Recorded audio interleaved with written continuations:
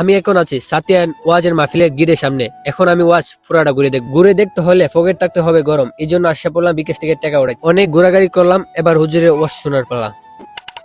Hello guys, আসসালামু আলাইকুম। সবাই কেমন আছেন? আলহামদুলিল্লাহ, আপনাদের দোয়া আমি অনেক ভালো। এখন আছে আমি শহীদপুর, মানে আমাদের বাড়ির থেকে চলে যেতেছে আমাদের পুরান বাড়িতে এবং নানু বাড়িতে। তো এখানে আমরা একটা প্রাইভেট জেটের জন্য ওয়েট করতেছি, আর প্রাইভেট জেটটা আসার পর আমরা এখন চলে যাবো নানু বাড়িতে। দেন যাওয়ার পথে আমরা কি কি ফায়দা গুলো করে অবশ্যই আজকে ভিডিও। আর এখানে দীর্ঘ 10 মিনিট ওয়েট করার পর আমরা একটা প্রাইভেট জেট পাইয়ে নিলাম। দেন প্রাইভেট জেট কিনে এখন চলে যাচ্ছে নানু বাড়িতে। আর বর্তমানে এখন আছে আমাদের ক্যাম্পের কাছে, আমার সাথে আছে আম্মা এবং ভাই আর আমি। আমরা তিনজন চলে যেতেছি একটা প্রাইভেট জেট নিয়ে নানু বাড়িতে। অনেক জাক্কি মুক্কি তেনাতুন খাওয়ার পরে আমরা এসে বললাম নানু বাড়িতে। নানু বাড়িতে আসার পরে দেখতেছি কোনো বাচ্চা কাচ্চা নাই, মানে কোনো সেনাবাহিনী এগুলো নাই, কারণ হেরা সবাই গেছে ওয়াজ। আর আমরা যাওয়ার পালা ওয়াজে। দেন ওয়াজ যাইতেছি আমি আর শুভ, আর আমার সাথে আছে মামাতো বোন ইসরাত। দেন ইসরাতকে নিয়ে আমরা চলে যেতেছি ওয়াজে, তাকে কিছু কিনে দিব আর আমি কিছু কিনবো, আর ওয়াজটা আমি ঘুরে দেখবো। তো এখন আমরা যেতেছি চেপা চাপা ফাড়ি দিয়ে সেরা আসা পড়লাম মানে মসজিদের সামনে। দেন মসজিদের সামনে দেখেন কি সুন্দর করে সাজানো হয়েছে। মানে আমাদের এই ওয়াজের মাহফিল যখন হবে তখনই মনে করেন প্রতি বছর এইভাবে সাজাবে, অন্য বছর আরো সুন্দরভাবে সাজাচ্ছে। কারণ এখন যতই দিন যাচ্ছে ছেলেরা আমাদের মানে যুবকরা যারা আসছে, তো তারা মনে করেন বাইরে চলে যেতেছে। এই জন্য যুবক কম থাকার কারণে এত সুন্দর করে আমরা অনুষ্ঠান করতে পারি না।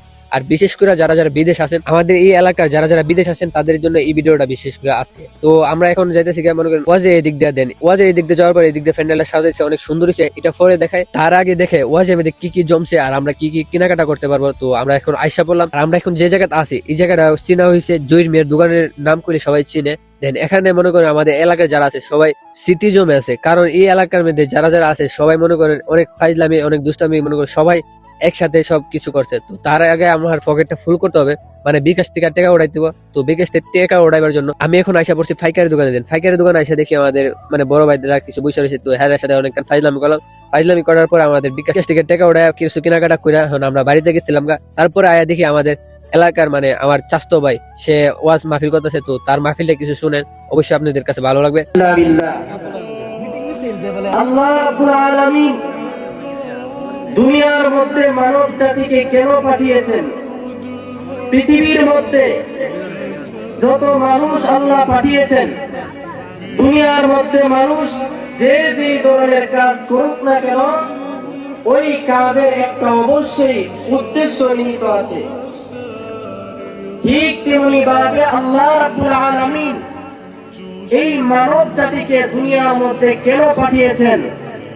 পরীক্ষার হলের মধ্যে আল্লাহ এই মানব জাতিকে পাঠিয়েছেন পরীক্ষা করার জন্য। দুনিয়ার মধ্যে বান্দা যতই পাপ কাজ করুক না কেন, আল্লাহ তাকে কোনো কিছুই বলবে না। যেমনি ভাবে পরীক্ষার হলের মধ্যে ছাত্র যেইভাবেই হোক পরীক্ষা দেখ না কেন, শিক্ষক দীর্ঘ অনেক কান ওয়াচ করার পরে এখন আরেকজন হুজুর বসছে। তোমরা ফাতিহা দিয়ে নামাজ পড়ান।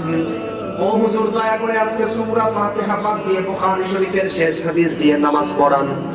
এই কথা কি কোনো মুসলমানের দ্বারা বলা সম্ভব হবে নাকি?